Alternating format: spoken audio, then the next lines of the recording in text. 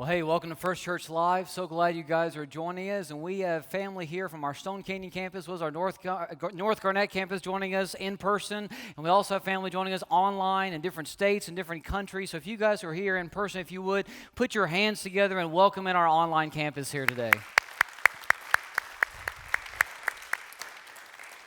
Well, besides it being Grad Sunday, and we do want to congratulate our graduates, it's also Father's Day. And so as a staff, we were trying to decide, how do we honor and recognize our fathers today? And so we came up with this great idea. As a dad, probably the best gift you could give me is time with my kids. And so I spent a lot of time with my kids outside. We played cornhole and basketball and baseball, wiffle ball. And so we thought, what if we gave every single dad in our church a wiffle ball set today that they could take home and play this afternoon with their kids? And that's what we did. We bought enough for everybody. So dads, on your way out the door today, pick up one of these wiffle ball sets, spend some time with your kids in your backyard or front yard this afternoon, and have some fun. But these sets came in this week, and our staff, at least the dads on our staff, couldn't wait till Sunday to take one. We went ahead and took some early, and we decided to film some clips of us playing wiffle ball with our kids. Take a look at this video.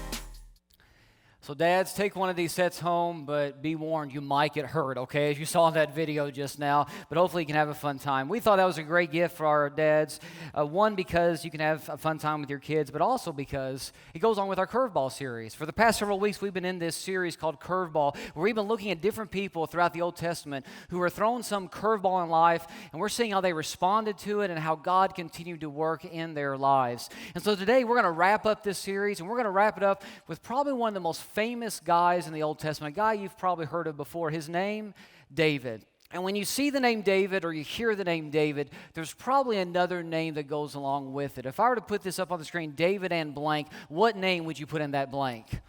Goliath, right? David and Goliath. These two names go hand in hand. And honestly, these two names have just become part of our vernacular, part of our common language. We talk about David and Goliath moments and situations all the time. Let me give you a few examples of this. Some of you guys will remember the 1980 Miracle on Ice when the United States hockey team defeated the former USSR, and it was an upset victory. No one predicted that it would happen. And so when we have an upset victory like that, they call it a David and Goliath moment. Now, I don't remember this because I wasn't born yet, but some of you guys probably do remember this moment, and it was all anybody talked about, this David and Goliath moment. Here's a more recent example. A few years ago, just a couple years ago, in the NCAA basketball tournament, for the first time ever in history, the only time it's happened so far, a 16 seed beat a number 1 seed in the tournament. UMBC beat Virginia, and everybody referred to this as a David and Goliath underdog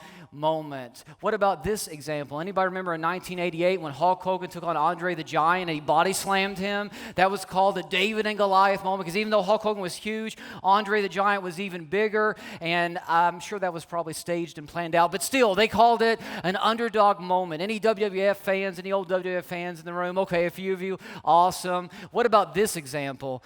Matt Thomason and I arm wrestling. Now, let me just tell you, if I were to have won this arm wrestling match, it would have been a David and Goliath moment, because Matt Thomason could break me in half. But that's a different story. I'm actually okay with that. But that would have been a David and Goliath moment if I would have actually won that. We hear about David and Goliath moments all the time, situations all the time. And the reason why this has become part of our common language and vernacular is because of a moment that happened in history some 3,000 years ago, an actual historical moment when this little shepherd boy named David took on a giant named Goliath who was 9 feet tall. And this historical example is recorded for us in 1 Samuel chapter 17 in your Old Testament. So if you have a Bible or a Bible app on your phone or tablet, go ahead and look it with me, 1 Samuel chapter 17. That's where we're going to be camped out today. That's where we're going to study today. And here's our context. The Israelites, who are God's people, they're at war with this other people group known as the Philistines. And the Philistines, they were a cruel people, a barbaric people.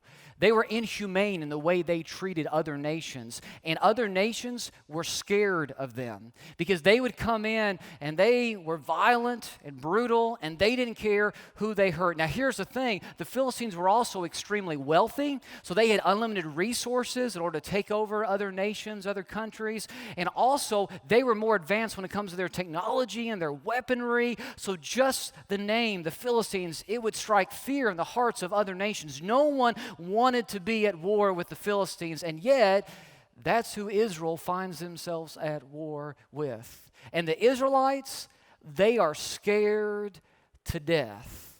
They don't want to have to go up against this mighty army, but that's who's declared war on them. Now, David at this time is a young shepherd boy, and he's not at war because he's too young to fight.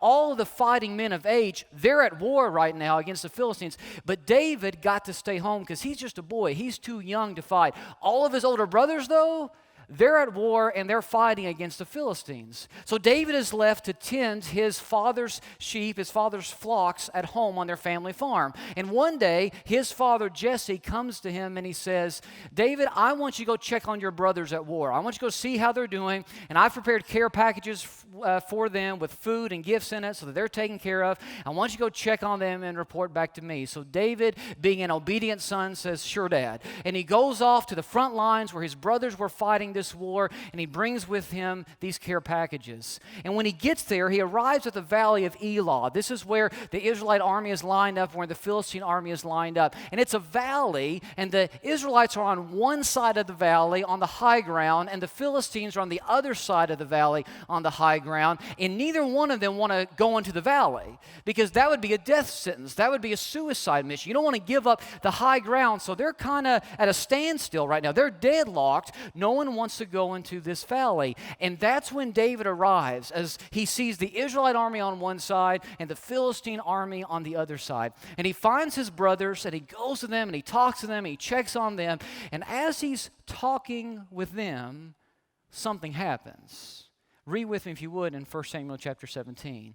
It says, as he, David, was talking with his brothers, Goliath, the Philistine champion from Gath, stepped out from his lines and shouted his usual defiance, meaning this went on for some time. In fact, we find out later this had been going on for 40 days. His usual defiance, and David heard it.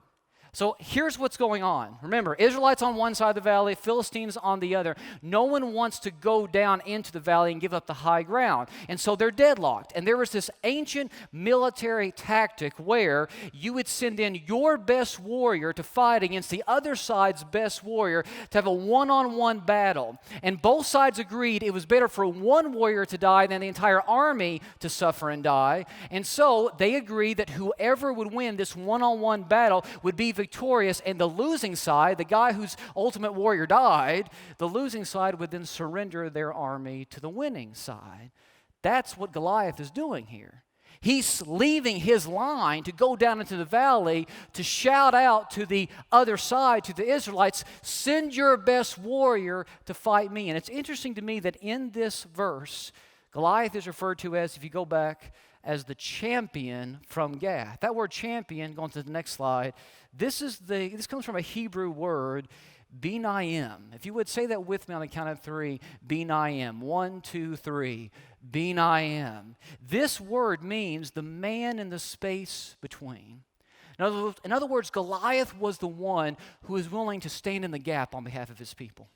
He was the one who was willing to step into the unknown. He was the one who was willing to step out when no one else would. He was the one who was willing to step into the space between. So he steps out as the representative of his people, the Philistines, and he challenges the best warrior on Israel's side. And you know how they respond? Well, we'll find out. Goliath says to the Israelites, "Choose a man and have him come down to me. If he is able to fight and kill me, we will become your subjects. But if I overcome him and kill him, you will become our subjects and serve us." Then the Philistines said, "This day I defy the ranks of Israel. Give me a man and let us fight each other." And you know what happens? This is what David sees before his very eyes. If you move on in the text, on hearing this, the Philistines' words, Saul, that's the king of Israel at this time, Saul and all the Israelites were dismayed and terrified. In fact, we read on that they ran and they would hide. They were scared to death.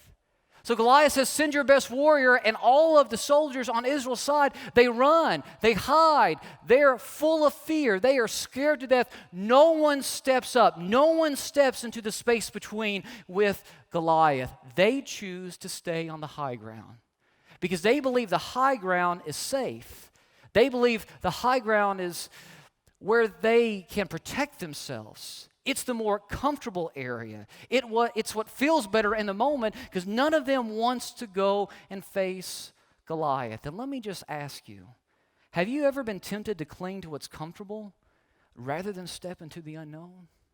That's what the Israelites were doing. But here's the thing, even though they were clinging to the high ground, clinging to what's comfortable, Goliath was still there. The giant wasn't going anywhere. The Philistines weren't going anywhere. It wasn't solving anything by clinging to what's comfortable. And what I have learned over time, and I've had to learn this the hard way, is that God doesn't call us to cling to what's comfortable. He calls us to change the world. God doesn't call us to cling to what's comfortable. He calls us to change the world.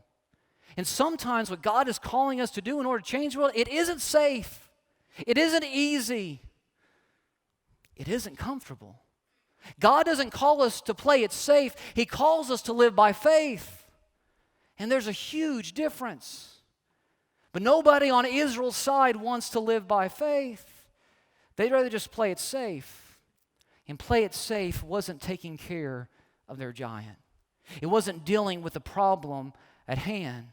And so David sees all this play out, and he says, wait a second, I know this giant's big, but isn't our God bigger? Don't we believe the God who created the cosmos is on our side? Why are we afraid of this guy? And that's why David goes on to say in our passage, who is this pagan Philistine anyway, that he is allowed to defy the armies of the living God? In other words, who does this guy think he is? He doesn't have God on his side.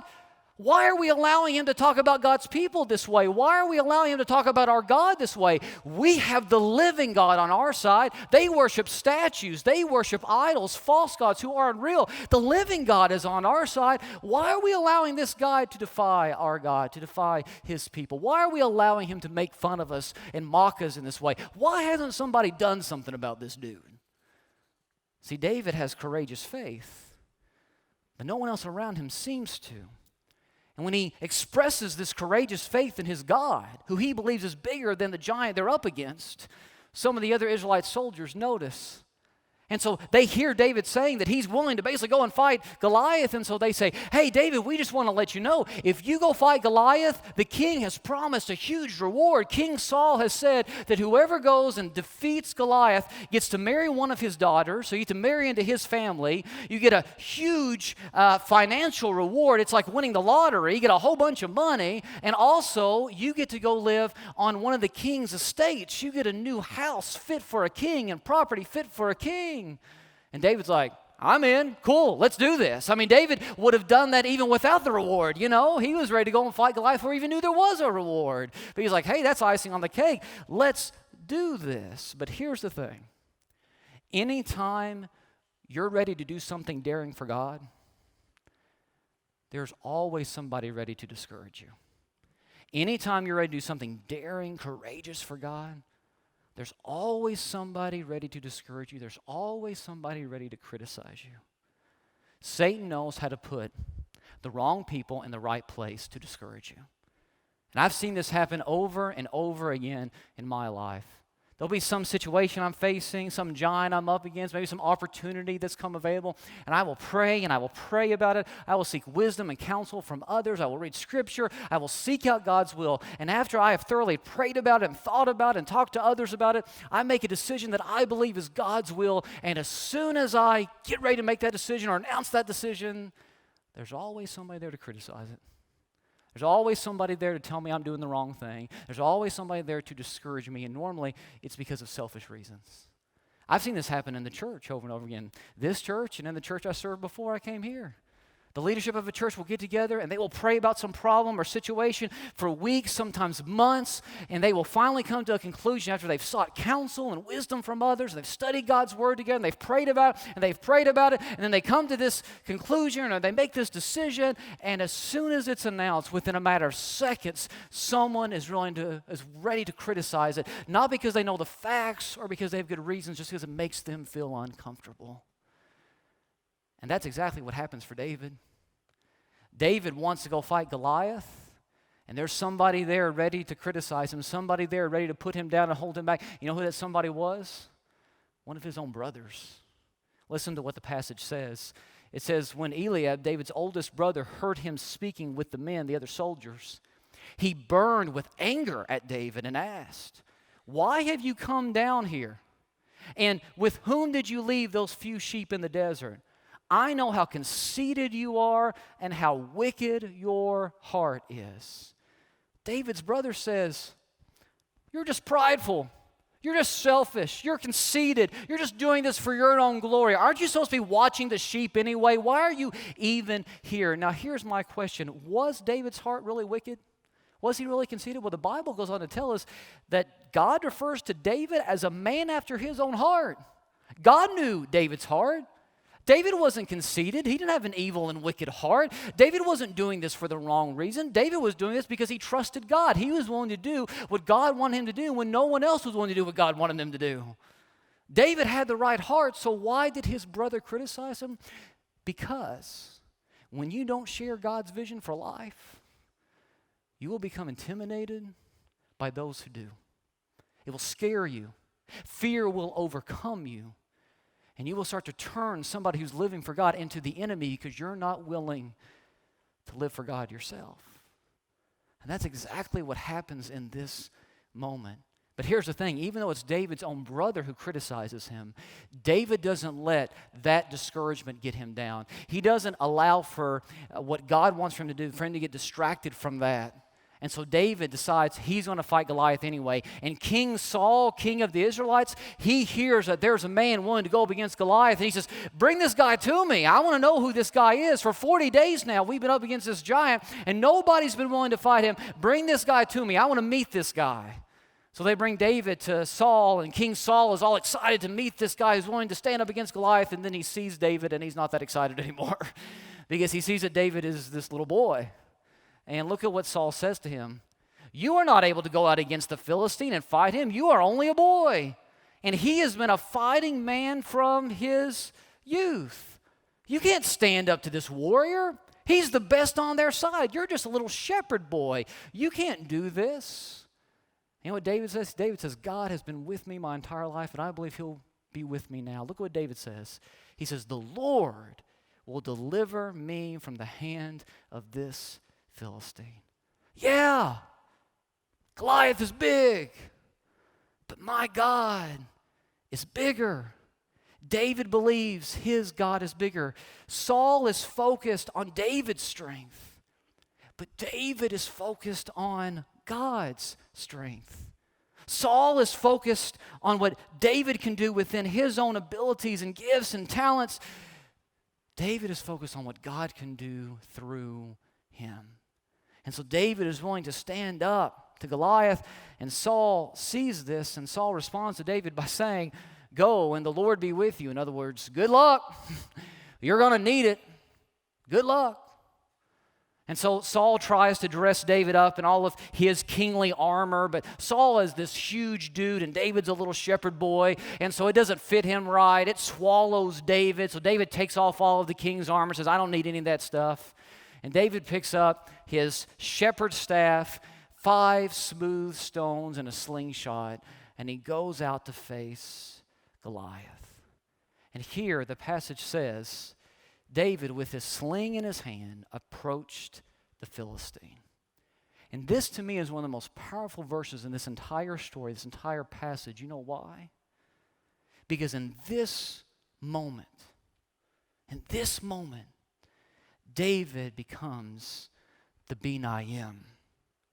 David becomes the one who is willing to stand in the gap on behalf of his people. David becomes the one who is willing to step into the unknown.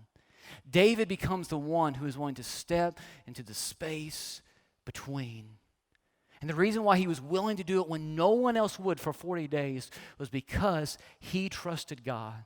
Everybody else thinks that he's crazy, and David is telling everyone else, our God is bigger. I know Goliath is huge, but our God is bigger. And that's what he wants Goliath to know. He approaches Goliath, and look what Goliath says to him. Goliath says, am I a dog that you come at me with sticks, his shepherd's staff? And the Philistine cursed David by his gods. Who do you think I am exactly? Goliath here is making fun of David's weaponry, and look at how David responds. David says, you come against me with sword and spear and javelin, but I come against you in the name of the Lord Almighty, the God of the armies of Israel, whom you have defied. This day the Lord will hand you over to me. In other words, Goliath, you're worried about my weapons. I'm focused on the one who's with me because you don't have him, and God isn't on your side. Goliath is focused on David's weaponry. David is focused on who's with him. And I just want to let you guys know something today. No matter what you're facing in life, no matter what giants you're up against, our God is bigger. No matter what wall you're up against, no matter what giant is in front of you, our God is bigger. Our God is bigger than your unknown future. Our God is bigger than your job insecurity. Our God is bigger than your marital problems. Our God is bigger than the family issues you're dealing with right now. Our God is bigger than your fear and uncertainty. Our God is bigger than your breakup. Our God is bigger than your loneliness. Our God is bigger than your unhealthy friendship. Our God is bigger than the temptations you're facing right now. Our God is bigger than the addictions that have a hold on you. Our God is bigger than the enemies that are attacking you right now. Our God is bigger than any giant you may face. And David believed that with all of his heart. David didn't run from Goliath because he believed his God was bigger. So you know what David does? He approaches Goliath, throws a stone in his direction. The stone hits Goliath on the forehead. And Goliath, the giant, after the stone hits him, falls to the ground dead, instantly defeated. And what's cool is, one moment of faith erases 40 days of fear. Look at what happens next.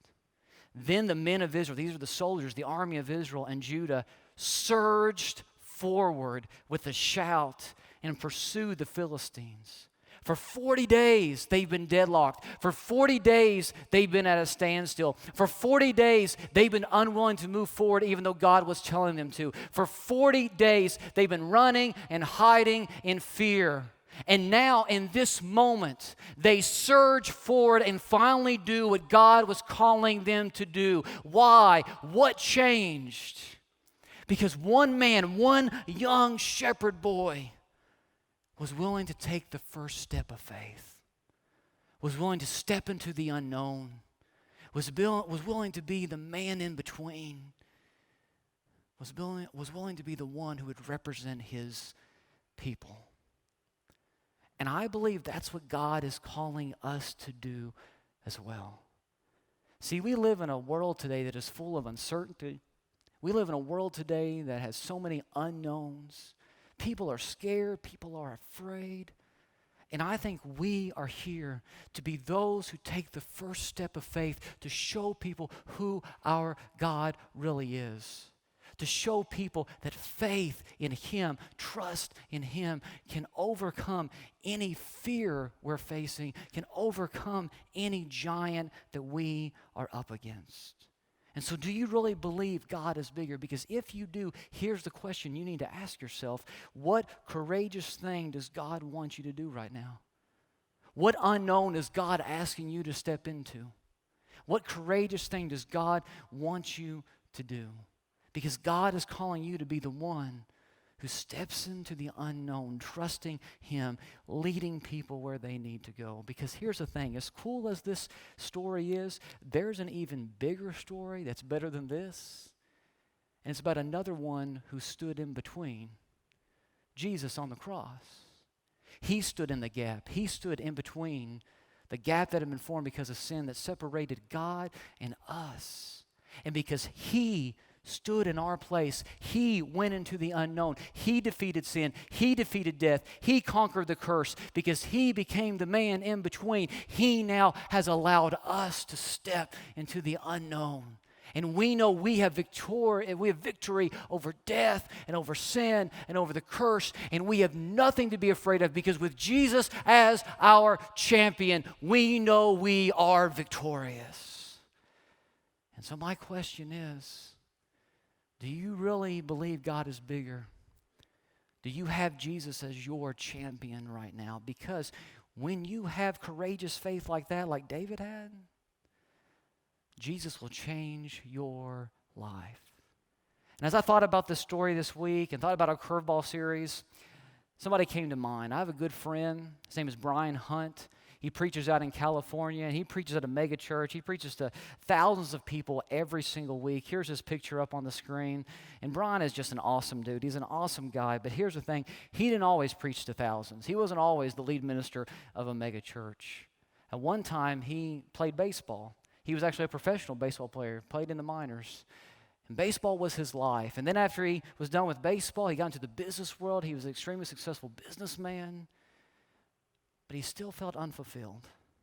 That wasn't until God got a hold of him and changed his life. And so I thought about just telling you his story. But as I talked to Brian this week, he said, let me film something. Let me tell my story. And so take a look at this video. Hey guys, my name is Brian Hunt, and like Pastor Chad just said, it's an honor to be able to speak with you just for a couple of minutes about my story. And you should just know your pastor is amazing, but you know that. Well, let me just tell you a little bit about my story. I'm from Rapid City, South Dakota. That's where I was born and raised. And there's not a lot to do there other than go to Mount Rushmore and really do one other thing, and that is play baseball. And I loved baseball. I mean, it was the thing that I got up in the morning to do. I absolutely loved it, every single minute of it. And so it's no wonder that my desire in life was to become a professional baseball player. And I actually wanted to play Division I baseball and become a professional baseball player. That was my goal. Well, sure enough, I worked super, super hard. I got a chance to be able to, after school, after college, to play professional baseball. That's right, I played in the Northern League, which is independent league baseball. It's about AA or AAA level, depending on what night of the week it was. But I got a chance to play baseball. And I remember getting a check for the first time and looking at that and saying, they're paying me to play a game. How cool is that? And I'll be honest, it was awesome. I mean, getting a chance to have people line up to get your autograph and going out to dinner and having people wanting your picture to get your autograph with them and getting a chance to go to places they invite you to there to be able to speak and they would listen to you, all because you played a game. And it was so cool. I loved every second of it. In fact, I even got engaged on the baseball field. That's how much baseball was a part of my life. And my wife did say yes, by the way. But I also remember the day that I was going to walk away from baseball. If my wife and I had talked, or my fiance at the time and I had talked, and she says, listen, you're going to need to make more money. You're going to need to support a family. And so I walked away from baseball. But I remember the last day that I took my jersey off. And I remember not being able to see the buttons because I was crying so hard. Because I realized that the second I took that baseball jersey off, I was no longer baseball Brian. I was just Brian. And that scared me to death. Like I didn't know who I was going to be. My baseball had to define my entire life. And so for about 6 years or so, I kind of waffled through life not sure who I was. I went in the business world. I ran medically based fitness centers. I moved from Sioux Falls to Chicago, Illinois, and I got a chance to be a part of a great business there, but I really didn't know who I was. That was until God said, hey, I need you to leave the business world and go into ministry. But as I sit back here, after being here for 5 years now, I think back of Brian in that locker room to where I'm at now, and I realize something. That the Brian that was completely lost is now completely found as a pastor, because I tell you this, that I would give up every double, every home run, every autograph I ever signed, every speaking engagement I ever had a chance to in baseball for just one more chance to tell somebody about Jesus. That I love what I do that much, that I love the mission that Jesus has me on to lead people to discover Jesus and follow him fully. It is way better than anything I ever experienced in baseball. And that doesn't mean that God didn't use me in that time in baseball. Absolutely did. But I'm telling you, it all set me up for this time in this place where now I'm able to say, God, I'm in your will. Despite the curveballs I might have faced, despite the things that might have happened, God, I am fully in your will. Use me any way you can, and I will go there. It is the best rush to follow Jesus. It is the best rush to do what he has told us to do.